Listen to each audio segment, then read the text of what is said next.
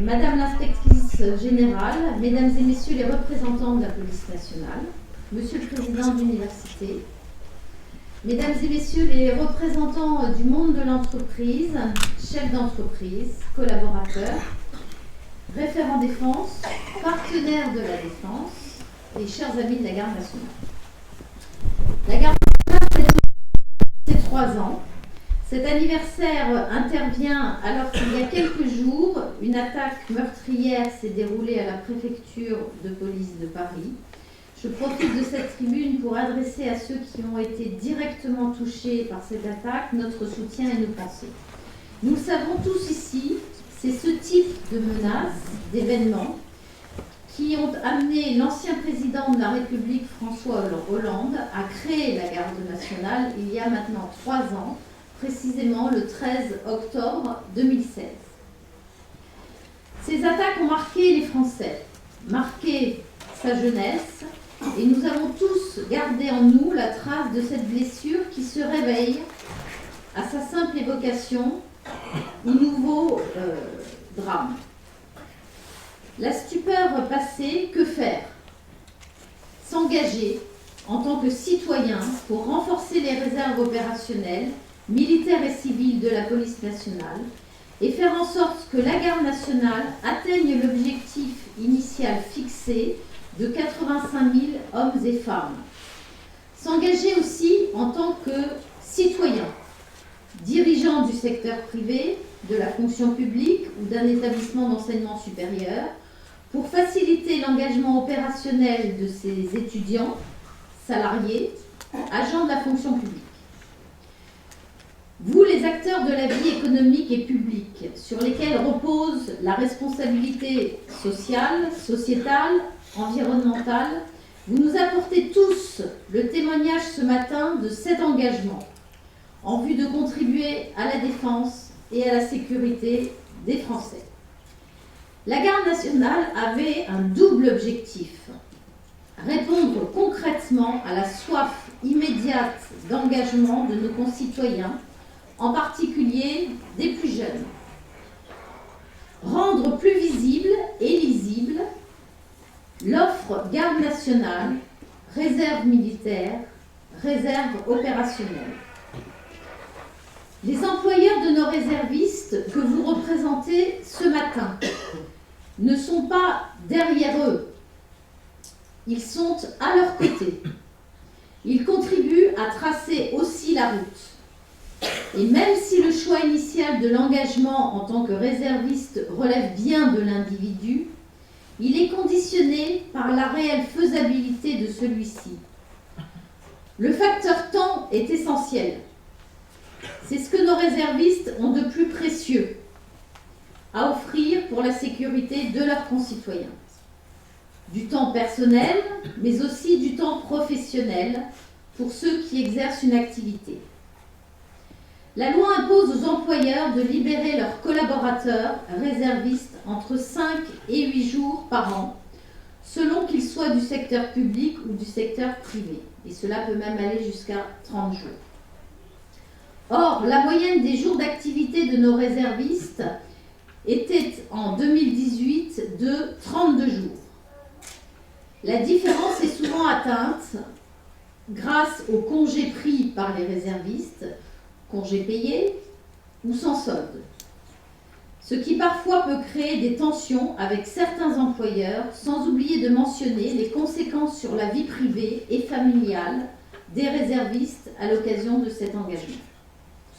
Les conventions de soutien à la politique de réserve militaire incarnent l'engagement des employeurs, de collaborateurs réservistes, en leur octroyant plus de jours par rapport à ce que la loi prévoit, en facilitant leur engagement avec les RH, en les rendant plus visibles et parfois plus reconnus au sein de l'entreprise. Nous le voyons, nous le constatons tous les jours. Notre société est en quête de rôles modèles, susceptibles de faire avancer les mentalités et les comportements, car ce sont eux qui creusent les premiers sillons. Je crois au rôle modèle joué par les employeurs de collaborateurs réservistes qui s'engagent résolument en faveur de la Garde nationale, au signal éminemment positif qu'ils envoient aux futurs candidats à la réserve, aux réservistes, mais à ceux qui s'engagent au-delà de la seule réserve militaire aussi. En soutenant l'engagement citoyen, les dirigeants soutiennent les réserves, mais aussi d'autres formes d'engagement. Les entreprises ne sont pas uniquement des acteurs économiques, elles sont très nombreuses à s'interroger sur leur impact social et environnemental, à redéfinir leur raison d'être, comme les y invite la loi Pacte, même si elles n'ont pas généralement attendu le législateur pour s'en préoccuper. Citoyens, entreprises, institutions, nous sommes tous à la recherche de sens dans nos existences et activités respectives, individuellement et collectivement, et la garde nationale peut être une clé de lecture supplémentaire dans cette équation. C'est justement le thème de notre table ronde ce matin, raison d'être, quelle place pour un engagement au profit des réservistes, où il sera évidemment question de la garde nationale, mais pas que. Louis, je vous cède la parole, je vous cède la place avec nos 5 invités qui nous ont rejoints. Je vous laisse le soin de les présenter.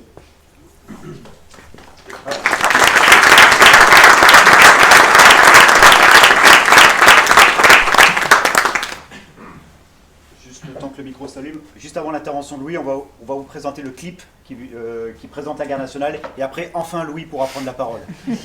Voilà. Merci.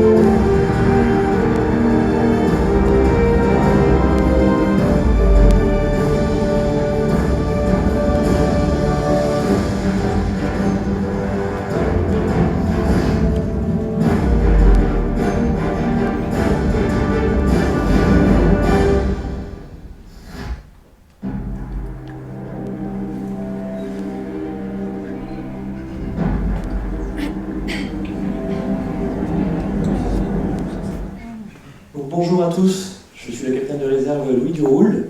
Pour la plupart d'entre vous, vous ne découvriez pas ce clip puisqu'il a été réalisé l'an dernier, à l'issue, après les 2 ans de la garde nationale. On a tenu à vous le remontrer, parce que c'est une vision bien sûr partielle de la garde nationale, c'est celle que nous avons nous, pour la plupart ici, en tant que réservistes. Mais que se passe-t-il de l'autre côté du miroir? Que se passe-t-il dans nos vies? Même pour la plupart, nous avons un travail, donc des employeurs. Certains sont étudiants. Et donc, pour nous parler de cette vie-là et aussi des conditions d'engagement, des conditions de la garde nationale, nous avons le plaisir d'accueillir 5 invités que je vais inviter à venir sur scène, s'il vous plaît. Donc, c'est Clarisse Rey qui est la directrice générale de Défi la mode en France, oui. Qui est donc un accélérateur de la mode, c'est ça? Oui. On peut peut-être vous l'expliquer. Ça commence bien. Mathilde Martin-Moreau, qui est consultante en innovation sociale au cabinet Archipel & Co, qui nous expliquera aussi en quoi cela consiste. Alain Sarfati, qui est le président de l'Université Paris-Sud et également membre de la conférence des présidents d'université, qui a signé une convention de soutien à la garde nationale. On peut pas applaudir. Driss Ait Youssef. Driss Ait Youssef, qui est docteur en droit public, spécialiste des questions de sécurité. Vous l'avez certainement vu récemment sur LCI, BFM, autre chaîne d'infos, malheureusement suite à l'attaque à la préfecture de police. Et il est également président de l'Institut Léonard de Vinci, qui est un organisme de formation professionnelle et également initiale. Et enfin, Jean-Loup Blachier, qui est vice-président de la CPME, délégué de la CPME, vous nous expliquerez quelle est la subtilité, et vous êtes également gérant de la société Progression. Merci à vous, vous pouvez l'applaudir.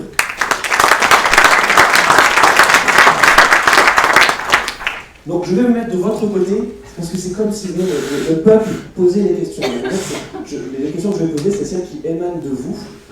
L'idée de ces 45 minutes que nous allons passer avec vous, c'est que vous nous donniez les clés, les codes des entreprises, aussi du monde de l'enseignement supérieur, et qu'on rappelle le contexte sécuritaire actuel avec Driss Ait Youssef également, parce que vous êtes les ambassadeurs, les porte-parole de la garde nationale au quotidien, auprès de vos employeurs, auprès peut-être de vos proches également, dans vos cercles professionnels, dans vos cercles de vie d'une façon générale, et il faut avoir les bons éléments de langage.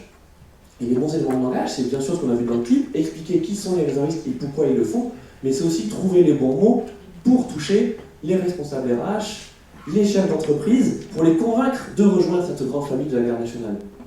Donc, je vais céder la parole, pardon, c'est pas très galant, mais dans le cursus, on va dire, du réserviste, je vais demander à Alain Sarfati de nous raconter pourquoi c'est important que les universités s'engagent aussi en faveur de la garde nationale, mais pas uniquement, parce que je crois savoir que vous proposez donc à vos personnels, mais également à vos étudiants, de s'investir dans la vie citoyenne de manière très large.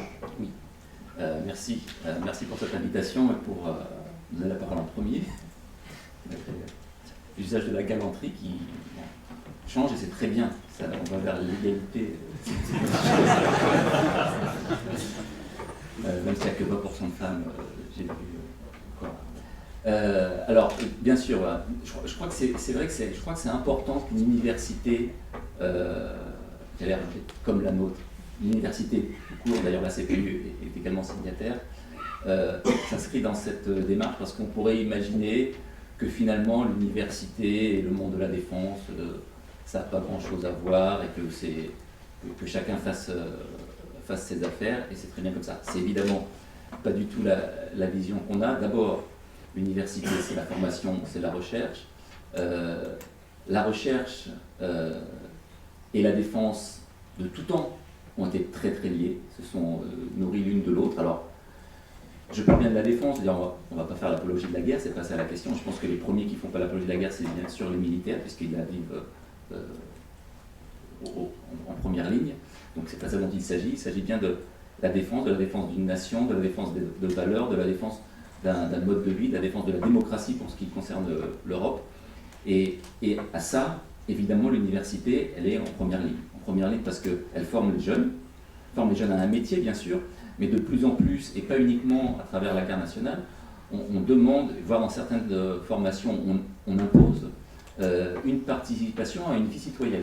Ça peut être en cas de d'associations caritatives ou autres, en tout cas de prendre part à la vie. On n'est pas là uniquement pour remplir la tête d'étudiants avec des mathématiques ou du droit, ou que sais-je, ou former des médecins. Bien sûr, c'est évidemment ça qu'on attend à l'université, mais c'est aussi d'avoir formé des citoyens qui sont bien conscients de l'ensemble des enjeux. Et donc, c'est en ça qu'il faut, que pour nous, c'est important que l'université participe à ce genre de démarche. Et quand la Garde nationale a été créée, c'est évidemment presque une évidence que c'est quelque chose qui va pouvoir amplifier ce dispositif. L'université, donc, c'est à ça qu'on pense en premier, mais l'université, c'est aussi un employeur. Donc, on a beaucoup d'étudiants à l'Université Paris-Sud, c'est l'ordre de grandeur, c'est 30 000 étudiants, mais on a aussi près de 4 000 employés. Et donc, eux aussi font partie de la nation, eux aussi sont des citoyens, et ceux qui le souhaitent, et on cherche à le favoriser bien sûr, souhaitent s'engager plus, en fonction évidemment des choix de chacun, c'est quelque chose qu'on veut valoriser. Et donc, la loi oblige un certain nombre de jours. Nous, dans la convention qu'on a signée, on a été à 30 jours pour permettre à nos salariés de pouvoir participer à cet effort national. Je ne vais pas revenir sur voilà, peut-être qu'on y reviendra plus tard, mais sur l'évidence de ce besoin compte tenu du contexte général que vit le monde de façon générale. Là, je ne vais pas être trop long parce qu'il y a d'autres personnes qui doivent parler. Merci beaucoup. On a l'habitude de trop parler. Et donc, effectivement, notre étudiant réserviste, une fois qu'il a fini ses études, donc il arrive dans la vie active, le grand monde, et il va avoir un employeur. Et donc, je vais demander à Jean-Loup Blachier, je rappelle, la CPME a signé une convention en faveur de la Garde nationale. Pourquoi déjà avoir signé cette convention?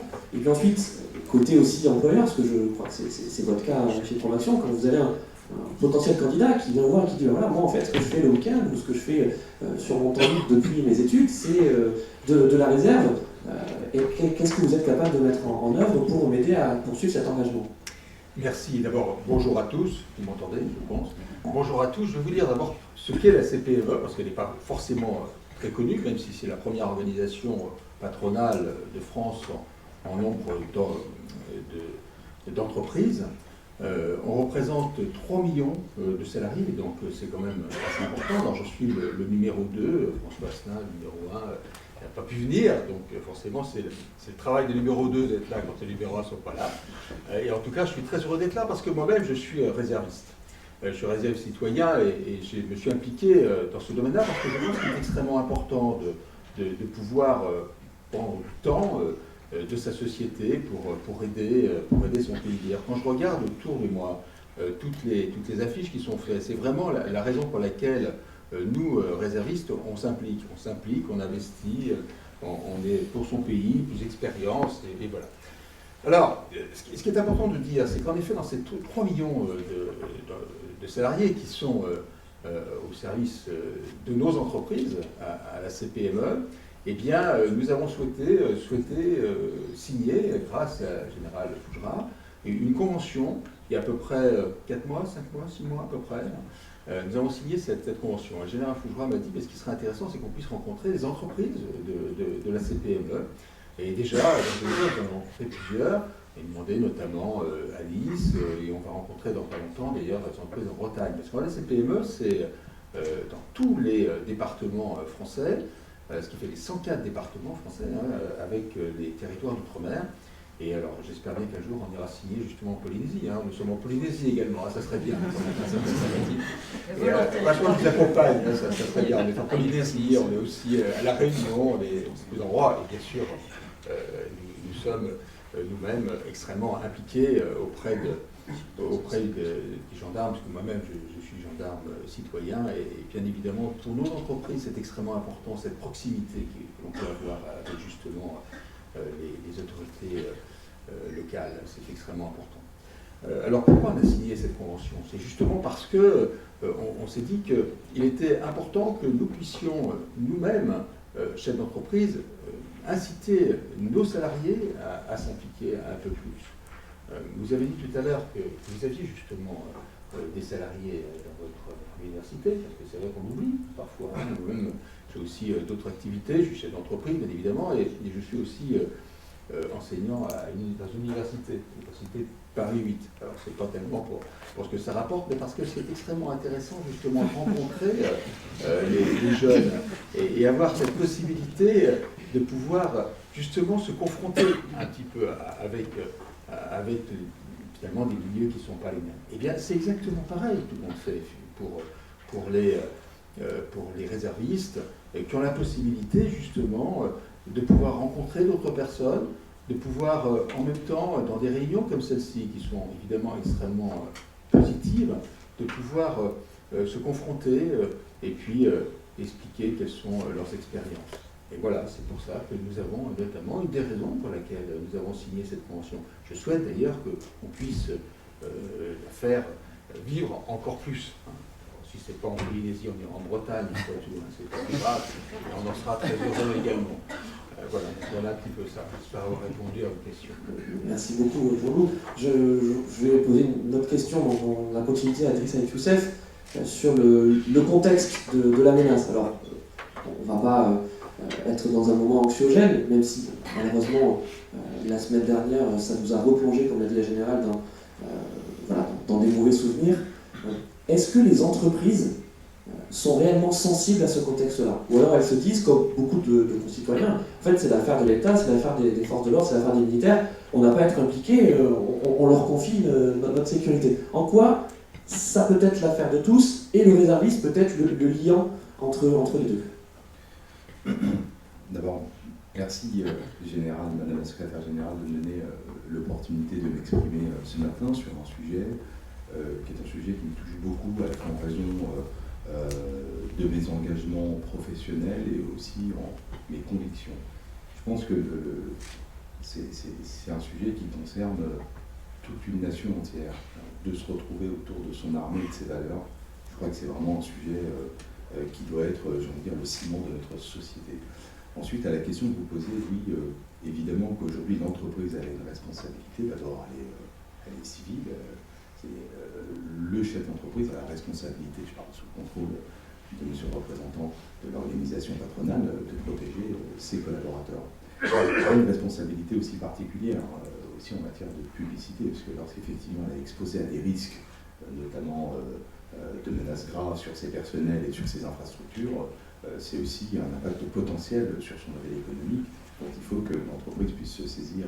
Et c'est la raison pour laquelle aujourd'hui on note beaucoup d'entreprises avec lesquelles nous échangeons sur la nécessité de mieux protéger ses collaborateurs et ses infrastructures, ses données. On ne parlera pas des sujets liés à la cybersécurité ce matin, et si on parle des personnels, plutôt de deux manières, à la fois en les sensibilisant, en mettant en place des dispositifs de protection au sein de l'entreprise, mais aussi, me semble-t-il, et je pense que c'est important parce que ça va aussi de pair avec l'ambiance dans une entreprise, d'inciter davantage, ou en tout cas de plus en plus, les collaborateurs à jouer un rôle important. C'est la raison pour laquelle on note que dans un certain nombre d'entreprises, vous avez des dispositifs, soit qui permettent aux collaborateurs de dégager du temps pour participer à des initiatives, notamment comme des jours au sein de la garde, au sein des différentes réserves, mais également sur des activités périprofessionnelles, c'est-à-dire dans des associations humanitaires. C'est ce qui permet aussi de forger, de créer du lien entre les collaborateurs. Je pense qu'aujourd'hui, c'est une responsabilité particulière du chef d'entreprise que d'arrêter de considérer que l'entreprise est une entreprise qui doit faire un maximum de profit et qu'un maximum de profit. Je pense que la responsabilité, y compris quand on parle d'un point de vue un peu climatique, réchauffement climatique, la responsabilité de l'entreprise, du chef d'entreprise, elle déborde dans je suis quoi dans une société? Est-ce que je participe à l'affirmation d'une société au travers de ses valeurs? Ou alors je suis juste une société qui doit dégager du profit pour le compte de mes actionnaires. Donc oui, on note une prise de conscience. Après, on peut toujours regretter que ça ne va pas plus loin, parce que ça pourrait encore aller plus loin, avec l'aide du législateur, mais aujourd'hui, on peut aussi considérer qu'il y a quand même un temps qui a été franchi. Merci beaucoup, Driss. Vous avez fait la transition parfaite pour Mathilde. Mathilde, on a parlé de la loi Pacte et de la notion de raison d'être. La générale l'a évoqué en introduction. C'est un peu le Big Bang dans la tête des entreprises. Est-ce que vous pouvez peut-être nous recadrer le sujet sur la loi Pacte? De quoi on parle? Enfin, la raison d'être en tout cas. Merci beaucoup. Bonjour à tous et à toutes. Je suis ravie d'être là, donc merci pour l'invitation. Un tout petit avertissement, parce que d'un coup je me sens très modeste, puisque je n'ai pas à titre personnel de lien avec la garde nationale, en tout cas pas de lien direct. Dans mon entourage des réservistes, donc voilà, j'ai vraiment adopté une attitude très modeste.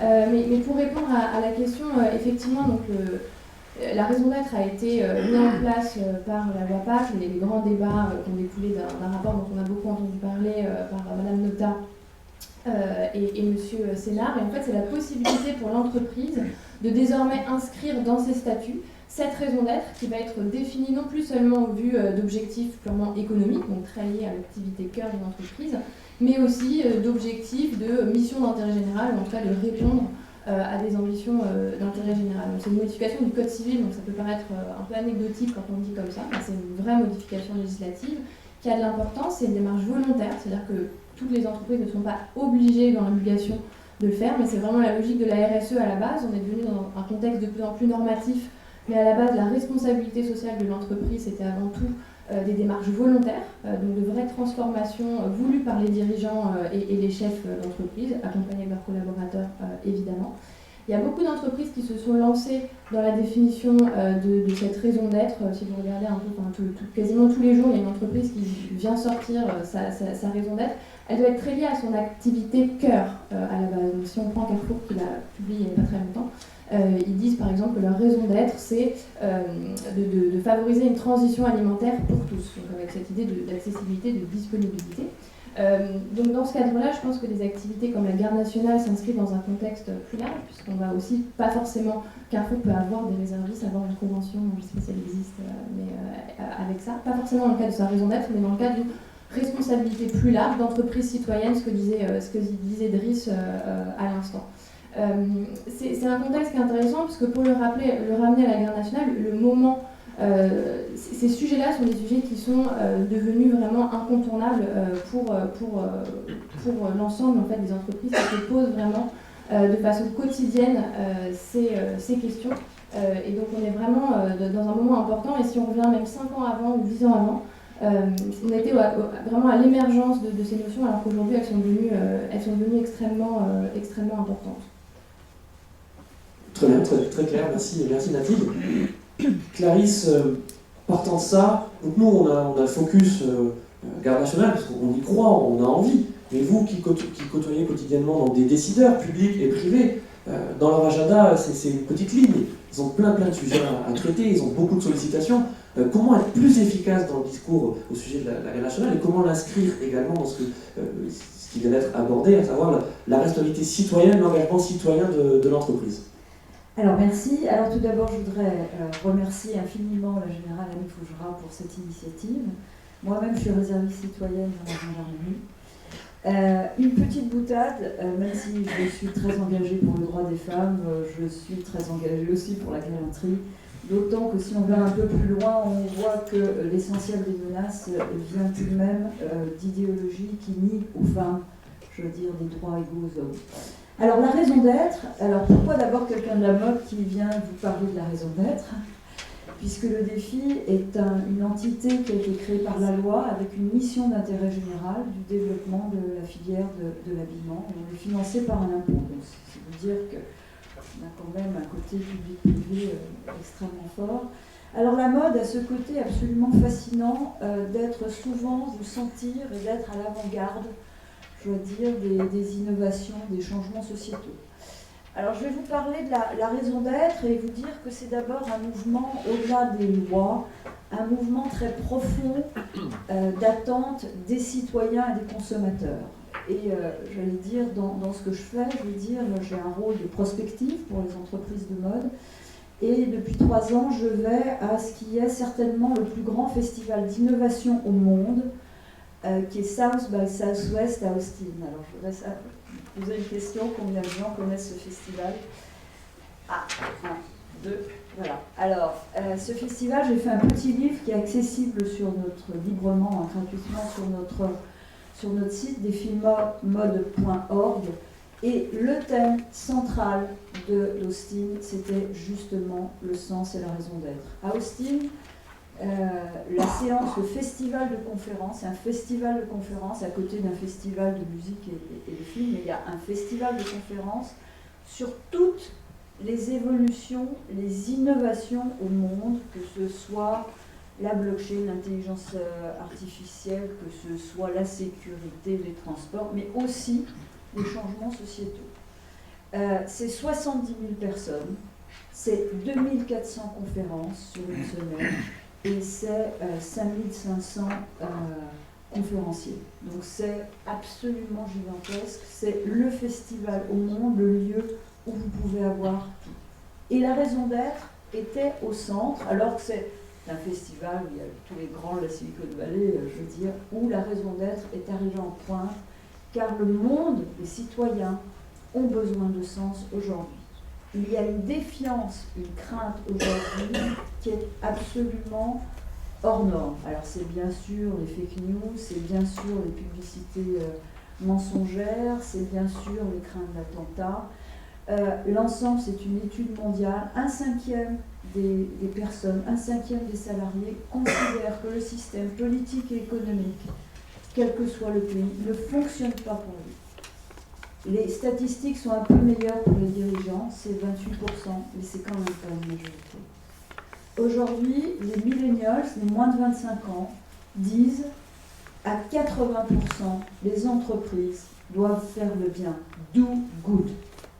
Do good. Une autre étude montre que 77% des consommateurs estiment que les marques, qu'elles soient dans la mode ou autre, c'est pas une chose focusée sur la mode, peuvent disparaître parce qu'elles n'ont pas de sens. Le plus gros, je vais dire, gestionnaire d'actifs au monde, qui est BlackRock, qui gère 6 400 milliards de dollars d'actifs, a clairement dit, son président a clairement dit, aujourd'hui, nous allons investir que dans les entreprises qui ont un sens. La performance financière n'est plus suffisante. Il y a un mois, une association des plus grandes entreprises américaines a déclaré « Aujourd'hui, nous ne pouvons plus nous résoudre à ne regarder que la finance. » Je veux dire, les entreprises doivent prendre en compte leur position sociale dans la société et devenir des acteurs. Donc aujourd'hui, au-delà de la loi, ce sont les citoyens, ce sont les citoyens, les consommateurs qui vont opérer cette transformation. Et bien sûr, je veux dire, dans les transformations, je veux dire, aujourd'hui, dans les entreprises, c'est une étude Edelman mondiale également, seuls 15% des salariés se sont engagés dans leurs entreprises.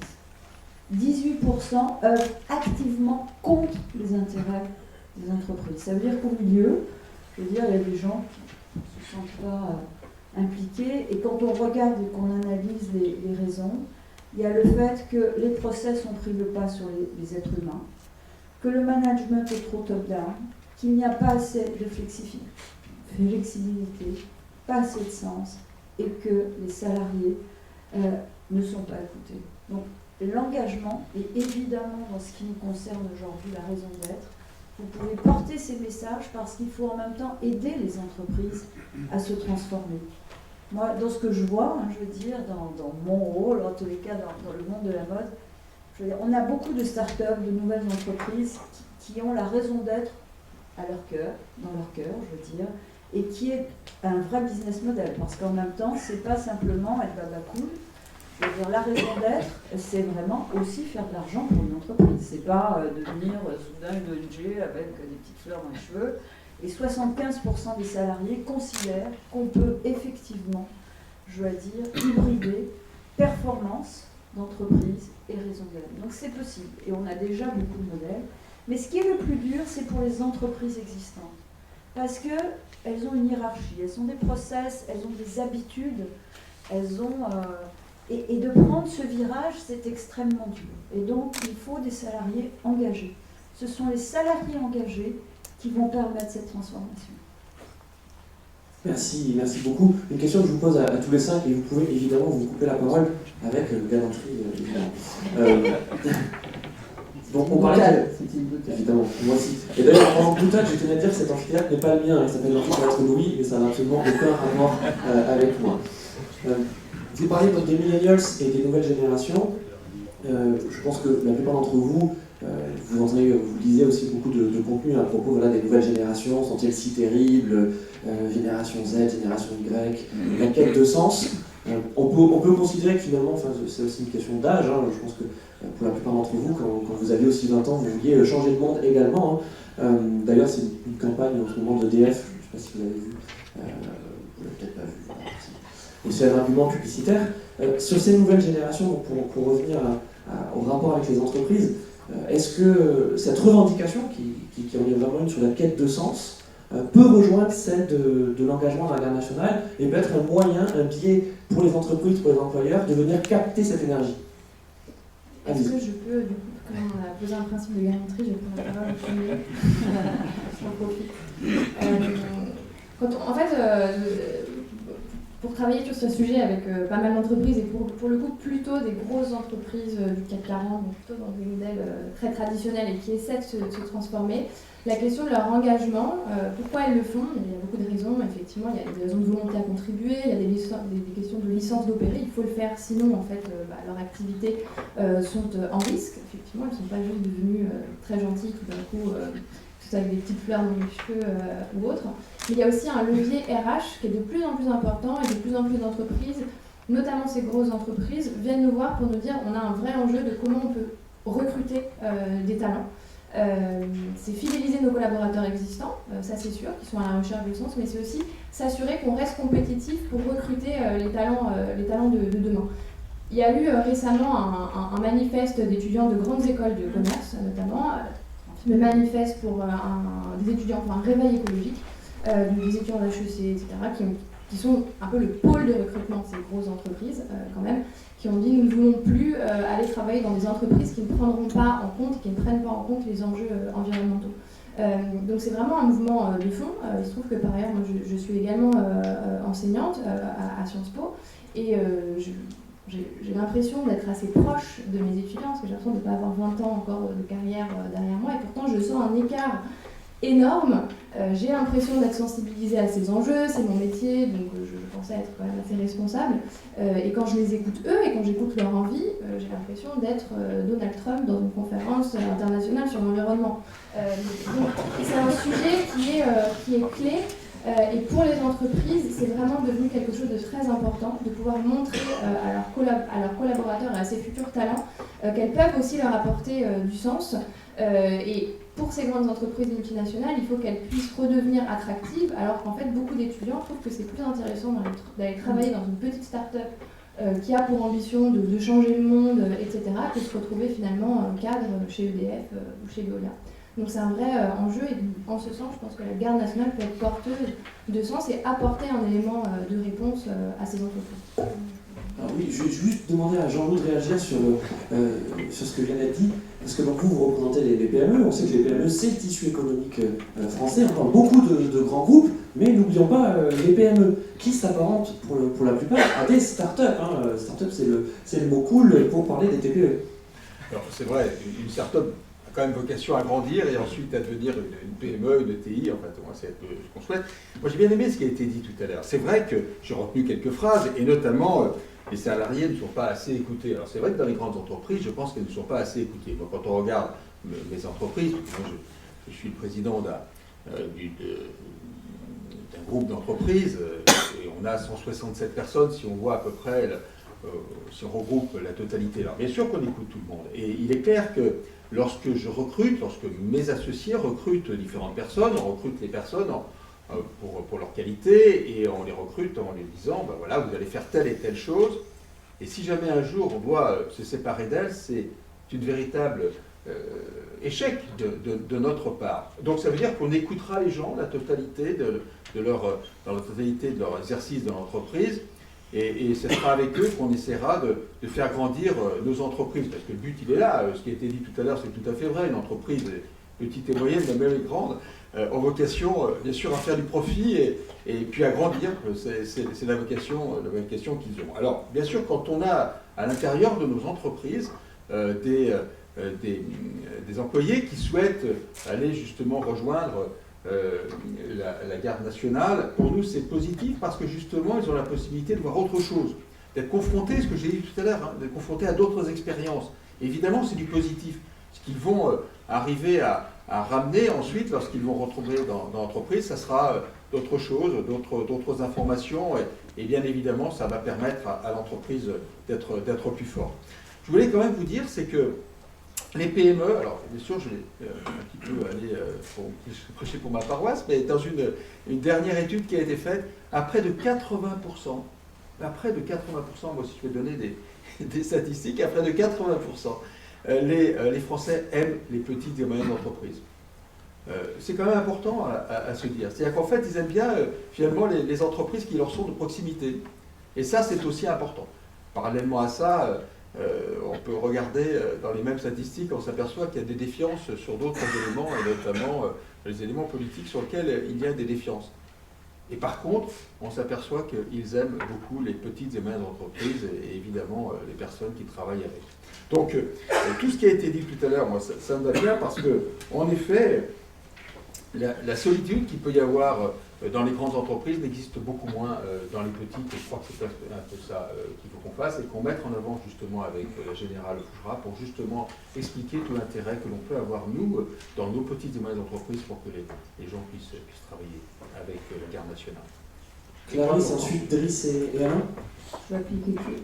Alors, je voudrais dire, tout d'abord, cette question de valeur. Alors, c'est vrai qu'on dit souvent les millennials, mais alors, je pense véritablement que les valeurs sont un peu communes à tous les âges. La seule différence, c'est que les jeunes l'expriment alors très clairement et ils ne vont pas se soumettre, je veux dire, à des comportements, des process, des exercices du pouvoir qui ne leur conviennent pas. C'est-à-dire que moi, je suis d'une génération où, voilà, on entrait dans une entreprise, on obéissait quelque part, on s'y adaptait. Je veux dire, les jeunes ne s'y adaptent pas. Mais les valeurs, à mon sens, sont totalement communes. Et effectivement, pour une entreprise, je veux dire, l'attrait des startups, c'est non seulement qu'il y a des startups qui veulent changer le monde, mais aussi c'est un exercice du pouvoir qui est totalement différent. Et les gens n'ont plus envie d'avoir cette chape de plomb, ces décisions qui viennent d'en haut quand ils ne sont pas écoutés.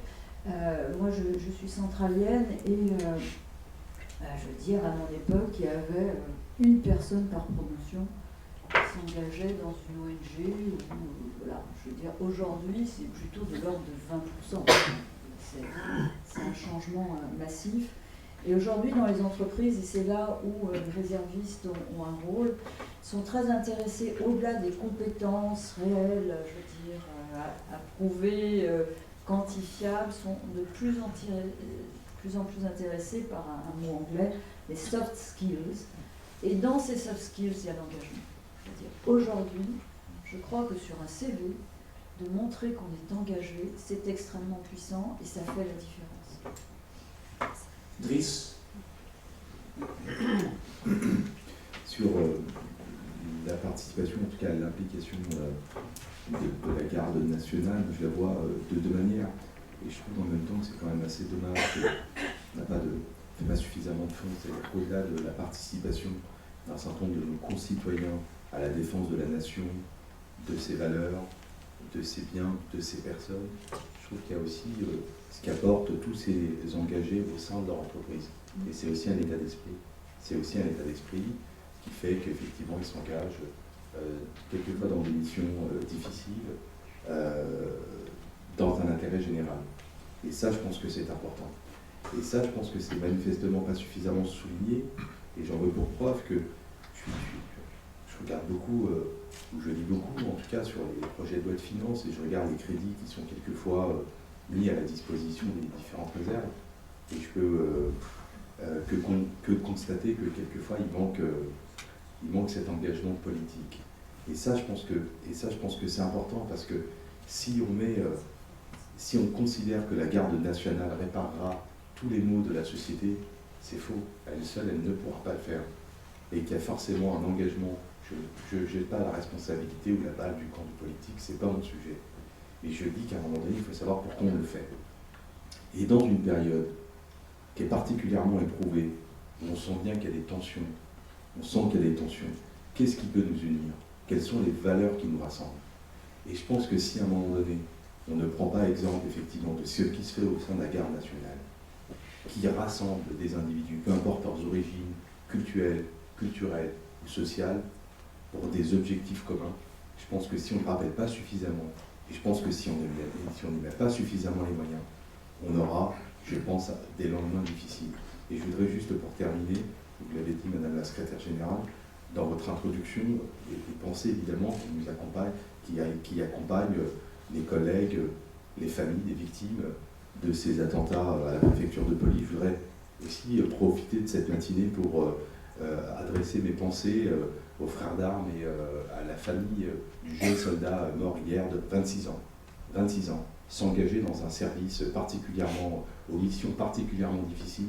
Je pense que c'est bien la preuve que dans notre nation et que dans nos armées, il y a aussi beaucoup d'espoir. Et c'est cela aussi qui mérite toute la reconnaissance de notre nation. Merci. Alain, je vous laisse enchaîner.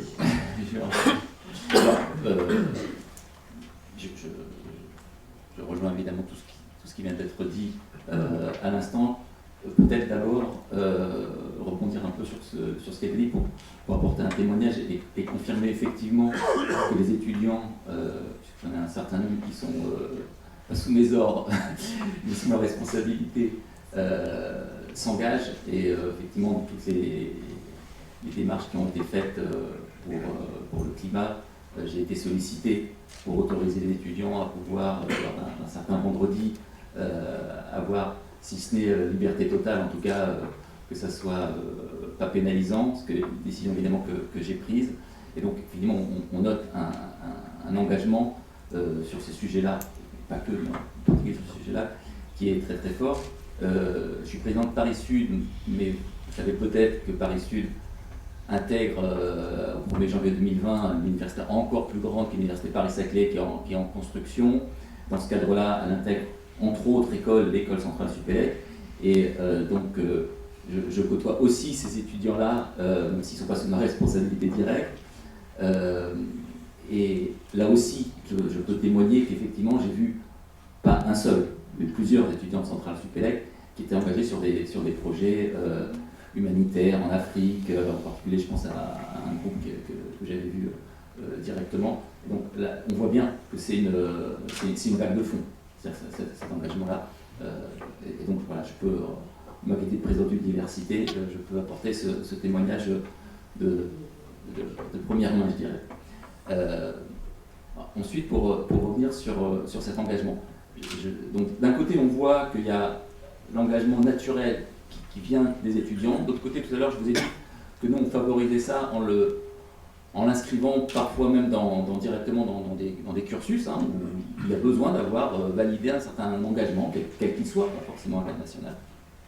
Et on voit bien que les étudiants qui s'engagent sont plus acteurs de la formation, sont plus impliqués. Et donc, de toute façon, c'est forcément gagnant-gagnant. C'est pas que pour embêter les étudiants ou que pour utiliser cette force-là pour pouvoir participer à. C'est vraiment pour eux, dans leur construction, un réel plus. Et pour terminer plus précisément sur la garde nationale, je crois que cet engagement-là particulier, il est extrêmement important. Donc, on a dit, évidemment, il y a la défense de la nation, et que tout citoyen, même si ce n'est pas tous individuellement, mais que la garde nationale étant ouverte, et donc tous ceux qui veulent s'y engager puissent le faire, que tout citoyen participe à cet effort de défense, c'est extrêmement important. C'est-à-dire, c'est ne pas dissocier la défense de la nation, la défense du citoyen. Tout citoyen a, à son niveau, une part à prendre là-dedans. Et voilà, donc nous on le fait à notre niveau, avec nos personnels, avec nos étudiants, mais je crois que c'est quelque chose qui est extrêmement général et ça doit être l'affaire de tous. Et donc merci à la garde nationale de pouvoir donner le cadre pour que ça puisse s'exprimer. Merci. Mathilde, sur cette guerre des talents dont on parlait tout à l'heure, donc l'attractivité que les entreprises essaient de développer, ou en tout cas d'améliorer pour pouvoir aller capter ces talents-là, quand du côté employeur, on vient vous solliciter de toutes parts pour dire voilà, il y a la garde nationale, il y a l'engagement associatif, il y a le bénévolat, il y a les sapeurs-pompiers, il y a toutes ces entités-là qui viennent vous solliciter pour dire on a besoin de vous pour nous soutenir. Est-ce que vous n'êtes pas aussi au bord du burn-out du côté employeur? Alors je ne crois pas que ce soit ça qui soit au cœur du potentiel burn-out d'un employeur. Je pense que pour le coup c'est plutôt un sujet positif. Donc, je ne pense pas qu'on soit dans quelque chose d'anxiogène quand on est mobilisé sur ces sujets en tant qu'employeur. Et encore une fois, ce que je connais, c'est pas vraiment les PME, mais c'est plutôt les grands groupes qui sont en général assez bien organisés, donc qui ont des directions qui s'occupent de ce genre de choses et qui, au contraire, je pense, sont assez preneurs qu'on vienne finalement les voir et leur faire des propositions, parce que parfois ils sont un peu aussi perdus eux-mêmes, parce qu'il faut consulter en interne, savoir ce sur quoi les collaborateurs veulent vraiment s'engager. Il y a des entreprises qui font des choix très larges et qui vont dire, en fait, on va laisser aussi potentiellement le choix à nos collaborateurs de faire un peu ce qu'ils ont envie, et puis on va leur proposer de mettre à profit des RTT pour aller s'engager. Alors ça pourrait être à la garde nationale, mais on pourrait choisir de faire autre chose. Il y a d'autres entreprises qui préfèrent avoir quelque chose qui soit vraiment inscrit dans leur stratégie et qui vont dire en fait, nous, nos piliers, ça va être 3 piliers bien distincts dans lesquels on pourrait avoir l'entreprise vraiment citoyenne, pourquoi pas, où pourrait s'inscrire la garde nationale. Il y a des entreprises qui vont choisir d'avoir un focus sur des thématiques spécifiques qui pourraient être la lutte contre l'isolement, etc., etc. Donc je pense que ça dépend vraiment des entreprises et de l'axe stratégique qu'elles vont choisir. Mais je crois qu'elles sont quand même, de manière générale, assez preneuses de solutions et qu'on leur propose des solutions. Ce qui veut dire que pour la garde nationale, ça s'inscrit aussi tout à fait dans ce type de choses et de démarches très proactives, de pouvoir aller les voir et se faire connaître. Je pense que l'enjeu, c'est surtout en fait se faire connaître de ces entreprises, effectivement. Clarisse, vous vouliez rajouter quelque chose? Non, oui, je crois que c'est se faire connaître qui est très très important.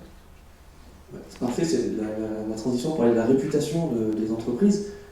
Bon, c'est un peu de la communication, donc on arrive sur un autre domaine, mais en quoi cet engagement-là, citoyen, d'une manière large, dans lequel va s'inscrire la garde nationale, peut aussi aider les entreprises, quelle que soit leur taille, à améliorer leur réputation. Pas uniquement pour attirer des talents, mais aussi dans leur activité et l'image de l'entreprise. On sait que c'est aussi le nerf de la guerre.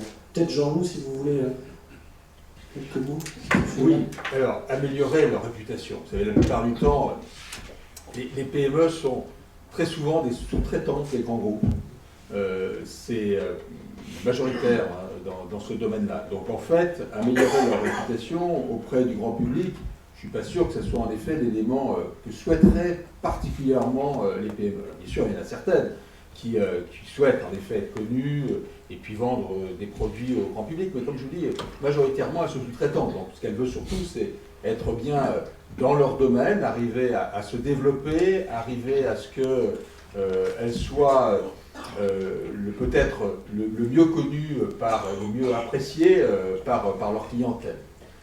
Ce qui est important aussi pour elles, c'est que les choses se passent le mieux possible dans leur environnement réel. C'est-à-dire, quand moi-même je me suis engagé pour la gendarmerie, j'ai trouvé que c'était extrêmement intéressant pour nous parce que c'est un élément, bien évidemment, de collaboration directe avec une garde qui nous rapproche.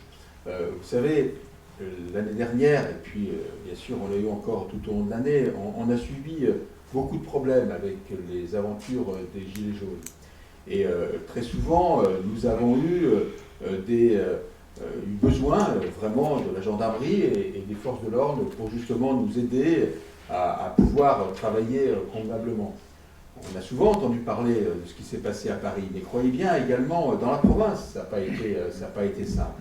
Je me souviens notamment d'une chef d'entreprise qui était dans l'ouest de la France et qui me disait « mais moi j'ai mon magasin qui n'est pas accessible ». Donc j'ai eu bien sûr recours et j'ai demandé à la gendarmerie de m'aider pour que mes clients puissent accéder.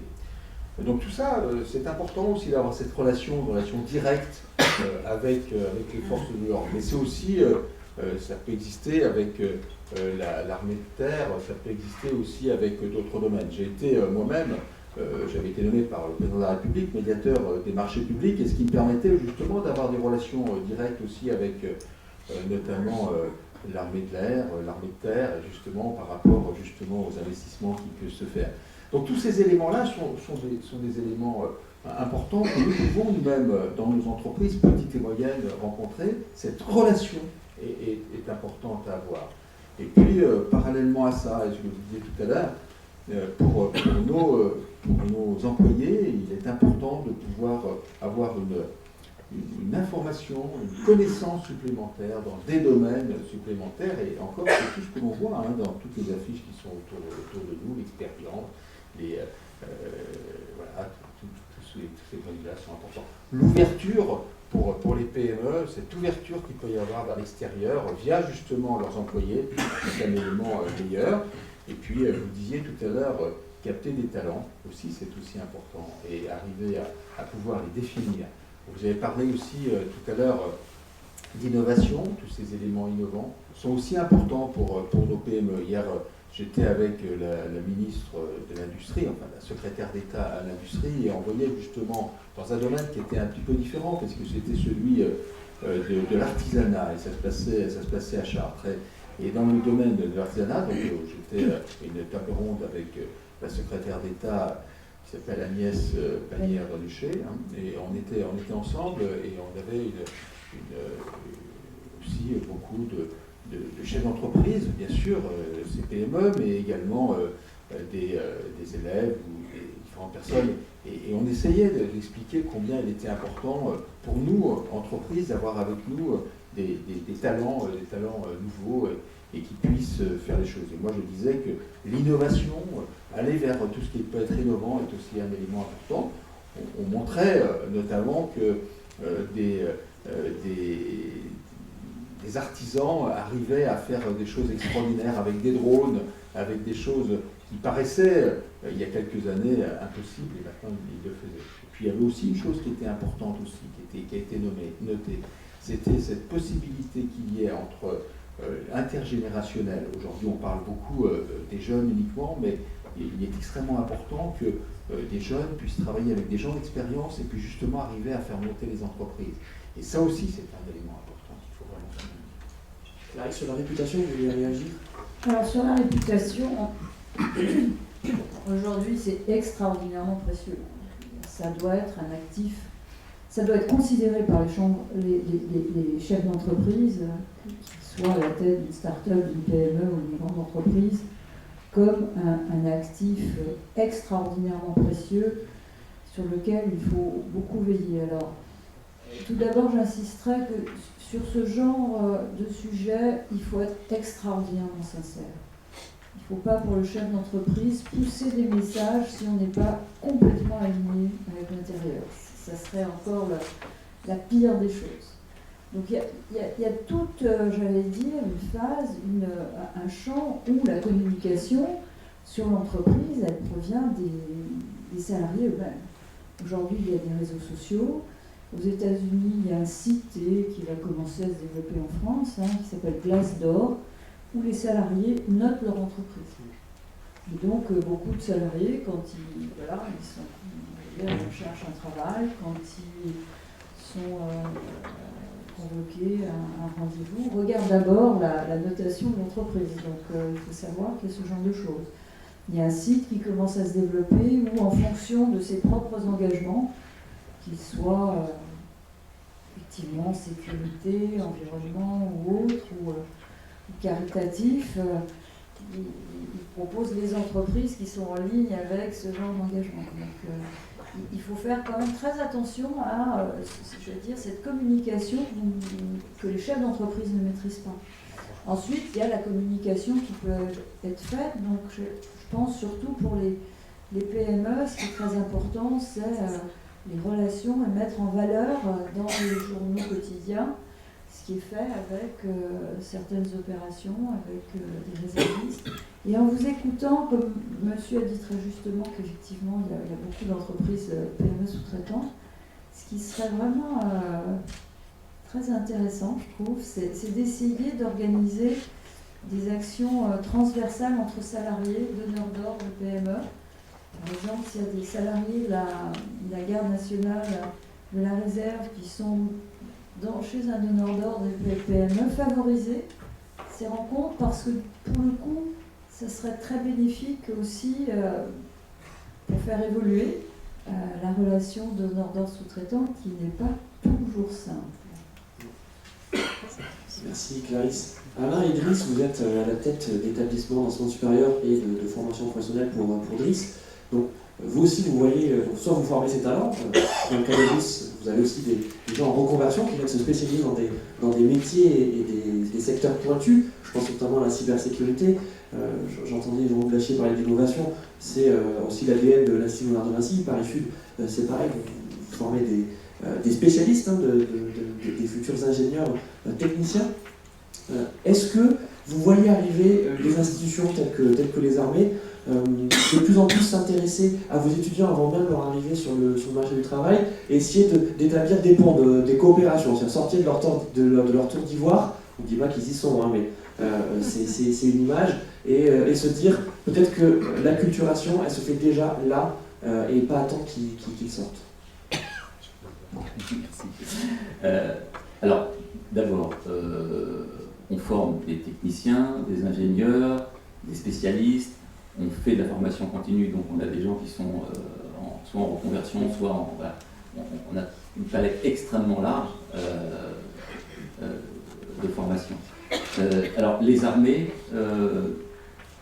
qui viennent, pas de bon terme, pas débaucher, mais qui viennent recruter ou chercher des talents au sein de notre université, oui, on en voit. On a des forums emploi qui sont organisés. Alors, il n'y en a pas un pour tout l'ensemble de l'université, parce que quand on a des médecins d'un côté et puis des informaticiens de l'autre, c'est pas forcément les mêmes. Donc on a des forums qui existent et on voit régulièrement des stands tenus par la gendarmerie nationale, par l'armée de terre, enfin par les différents corps d'armée qui sont là. Donc c'est bien un signe, hein. Les stands ne sont pas cadeaux, on les fait payer, aussi des aspects économiques. Donc oui, la réponse est évidemment oui. Peut-être je pourrais rebondir sur la réputation aussi, parce que on pense à la réputation des entreprises, bien sûr. Mais les universités aussi ont une réputation. Donc on a d'autres types de classements qui jouent sur cette réputation. Donc, un classement qui est bien connu, je vais pas en faire des tonnes, le classement de Shanghai, où pour ceux qui suivent ça, on peut voir que Paris Sud était la première université française. Je ferme la petite touche d'humour, parce qu'il faut prendre tout ça avec circonspection. Sur cette réputation, donc évidemment ce qui va jouer en premier sur la réputation de l'université, c'est les récompenses qu'on obtiendra en recherche, le nombre de prix Nobel que l'on a, les nombres de publications les plus citées, etc. C'est vraiment évidemment, je dirais, le premier élément qui va jouer. Mais c'est pas le seul, et c'est quelque chose qu'il ne faut surtout pas négliger. On est dans une concurrence internationale, y compris pour les universités. Et c'est quelque chose qu'il ne faut donc pas négliger. Et par exemple, on essaye de mettre en valeur, et on a beaucoup de retard en France là-dessus, hein, donc on essaye, je suis très modeste là-dessus, mettre en valeur, par exemple, nos sportifs. J'ai lancé la réflexion pour... On a des médaillés olympiques, enfin, on a des champions olympiques parmi nos étudiants, bon, mais c'est pas du tout mieux à leur nom. Quelque part, ça va aussi participer à ça. Et la réflexion, à mon sens, doit être poussée. Comment mettre aussi en valeur nos étudiants ou nos salariés qui s'engagent dans la garde nationale. Ça doit aussi être... Enfin, c'est à nous de trouver peut-être de le trouver ensemble, le bon mécanisme pour faire parler d'eux dans un sens positif, en expliquant qu'est-ce que ça apporte et pourquoi c'est important. Donc ces éléments-là sont aussi importants pour l'université. Moi, je vais peut-être passer mon intervention sous le sceau de la conviction. C'est vrai qu'on disait tout à l'heure, préalablement à ce qui a été dit s'agissant de la communication de l'entreprise, d'une communication responsable. L'entreprise, elle ne peut communiquer que si elle a des convictions, en tout cas sur des initiatives d'emploi social humanitaire, parce qu'autrement, on tomberait inévitablement dans le registre de la tromperie au final. Parce qu'en fait, ce qu'il fait, c'est vraiment, encore une fois, c'est au sein des collaborateurs, pas que la diffusion de bonnes pratiques, mais avoir des moments où on fédère encore une fois les collaborateurs sur des thématiques très fortes.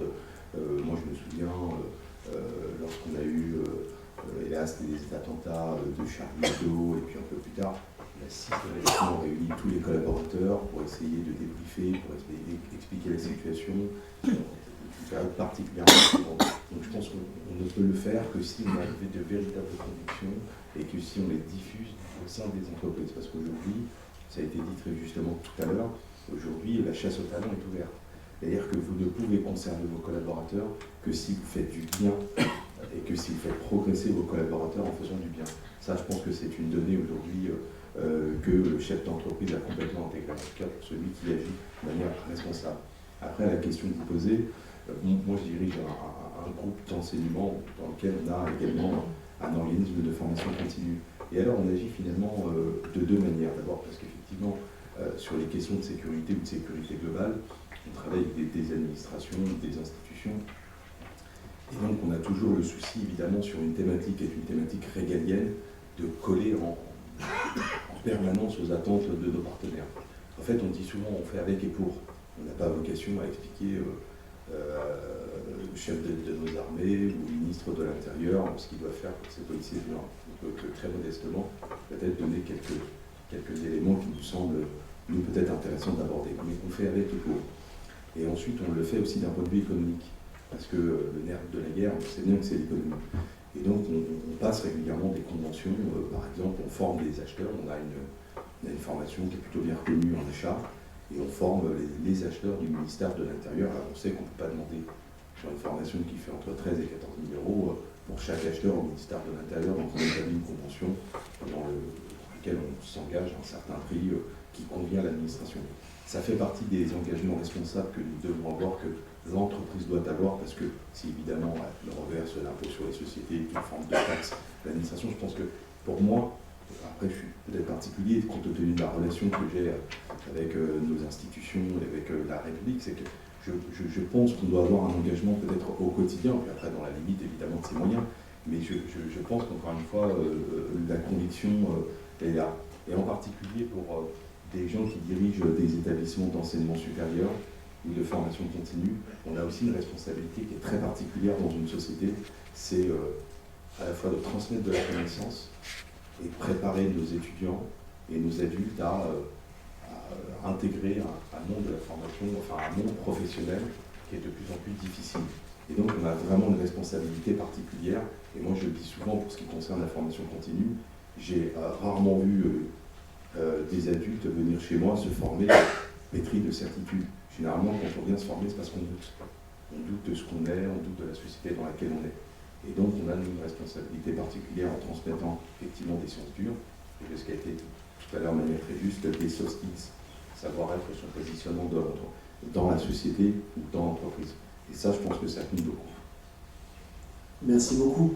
Clarisse, vous voulez conclure ? Conclure,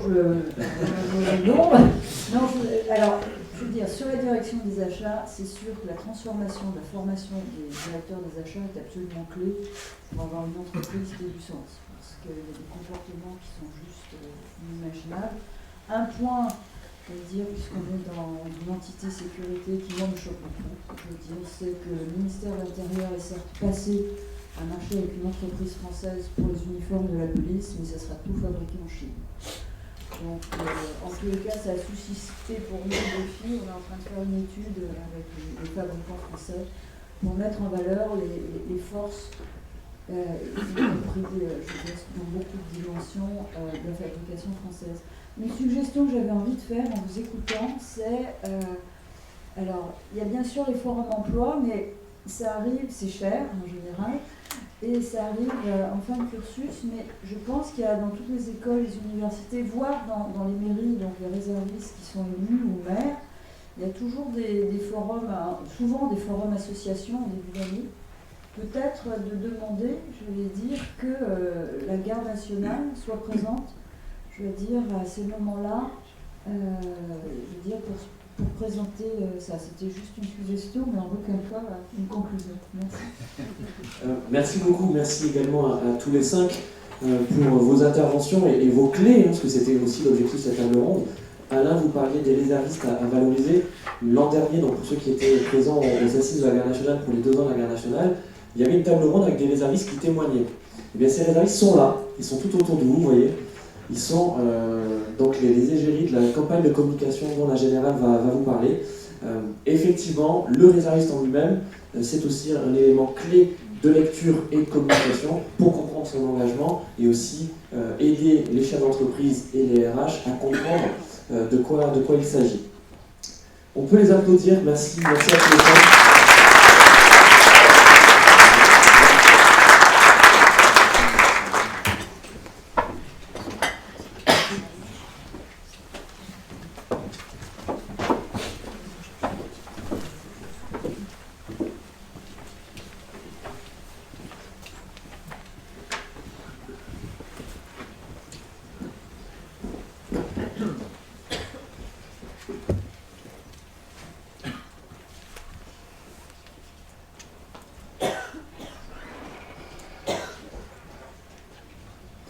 Merci à Clarisse Rey, Mathilde Martin-Moreau, Jean-Loup Blachier, Alain Serfati et Driss Haït Oussef, et Louis, bien sûr, Duroul, pour la qualité de ces échanges qui viennent directement nourrir nos réflexions, je n'en doute pas.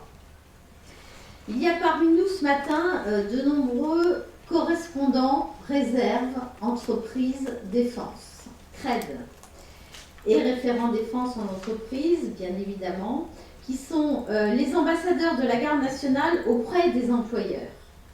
Ceci sur l'ensemble du territoire national. Ces CRED sont là pour initier, négocier, organiser les signatures de conventions de soutien à la politique de réserve opérationnelle.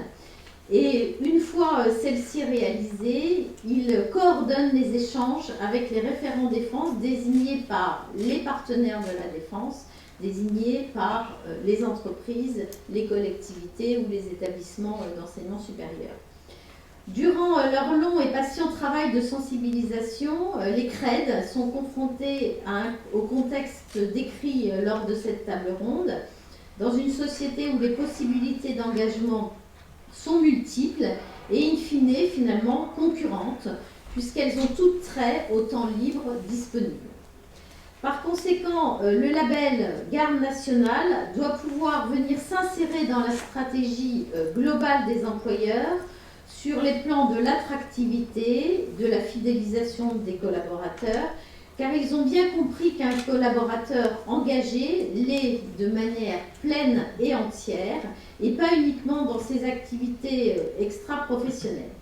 Cette envie d'engagement traduit un tempérament, révèle des qualités humaines, et aussi se fait dans tous les cas dans le cadre d'un bénéfice partagé et bonifié pour tous.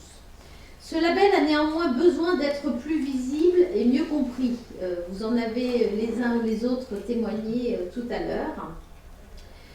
Car du point de vue du citoyen, cette offre Garde nationale d'engagement, aussi singulière soit-elle, coexiste aux côtés d'autres offres d'engagement gratifiées, bénévoles, associatifs, mais également des petits boulots en quelque sorte, qui aujourd'hui ciblent tous précisément les mêmes jeunes auxquels nous nous adressons. Et c'est là un des principaux enjeux de la Garde nationale depuis 3 ans, informer, communiquer, inciter au partenariat. Depuis 2016, nous assistons à une véritable montée en puissance de la Garde nationale. Ces 3 ans ont permis de consolider une base importante de réservistes, plus de jeunes, 24 000 en 2019 contre 19 000 en 2016, avec plus de femmes, 14 000 aujourd'hui contre 11 000 en 2016, et plus employés, 32 jours aujourd'hui contre 24 en 2016. Notre objectif est de continuer cette progression tout en étant pleinement conscient qu'un des principaux leviers d'engagement des réservistes ces 3 dernières années dépendait aussi du contexte post-attentat. Par conséquent, notre façon de communiquer autour de la Garde nationale doit également évoluer. Nous devons nous projeter vers l'avenir. C'est pourquoi j'ai le plaisir d'annoncer aujourd'hui l'activation officielle de la nouvelle campagne de communication, Louis nous en a parlé, visant à accroître la notoriété de la Garde nationale à l'occasion du lancement de ces Journées nationales des réservistes 2019, qui s'étaleront sur un mois, donc d'aujourd'hui au 12 novembre, sur l'ensemble du territoire national, sans oublier, Jean-Loup Blachier y a fait référence, les Outre-mer. Cette campagne concerne principalement les médias sociaux et se fera au profit de tous les partenaires de la Garde nationale, au premier rang desquels les entités qui recrutent et emploient les réservistes, les armées, les directions et services associés, la gendarmerie et la police nationale. Notre conviction est qu'un candidat bien informé avant son engagement en tant que réserviste est un candidat que l'on aura plus de chances de fidéliser. C'est sur cette phase d'information en amont de la candidature, au cours de laquelle le citoyen décide ou pas, finalement, de franchir la porte, que nous nous sommes concentrés. Nous officialisons également aujourd'hui le nouveau portail web de la Garde nationale, avec la volonté de proposer une expérience la plus sans couture, on va dire, possible, avec une référence involontaire à Clarisse. Je viens de m'en apercevoir.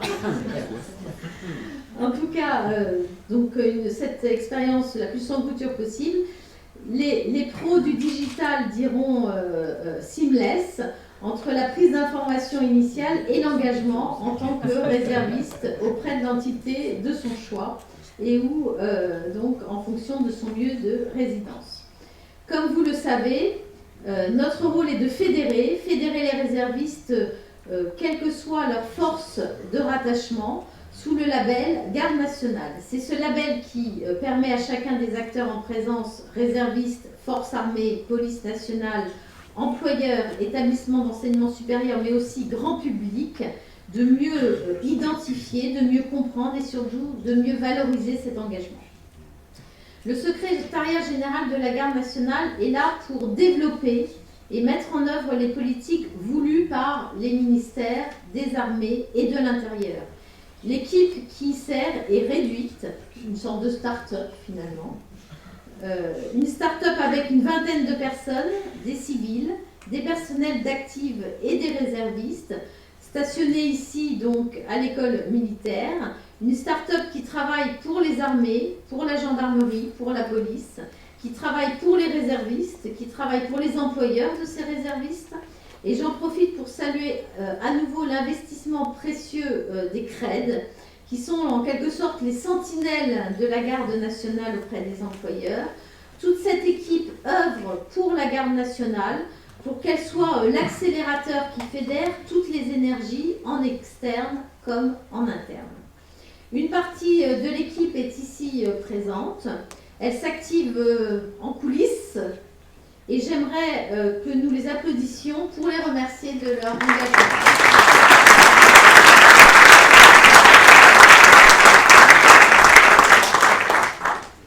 Tous vont nous accompagner durant la matinée et accompagneront au cours de l'après-midi les 430 participants à notre escape game.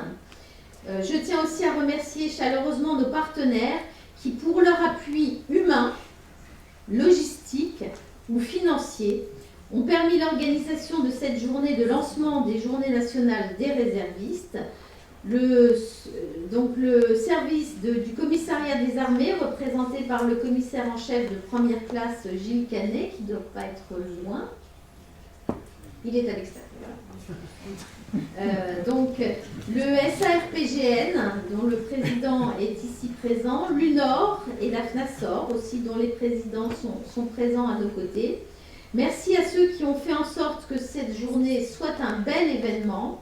Merci également aux délégués interarmées aux réserves, aux délégués aux réserves et à la direction du recrutement et des compétences de la police nationale, qui sont les premiers ambassadeurs de la Garde nationale au sein de leurs forces armées ou institutions respectives. Et enfin, merci à vous tous pour votre présence parmi nous un samedi matin.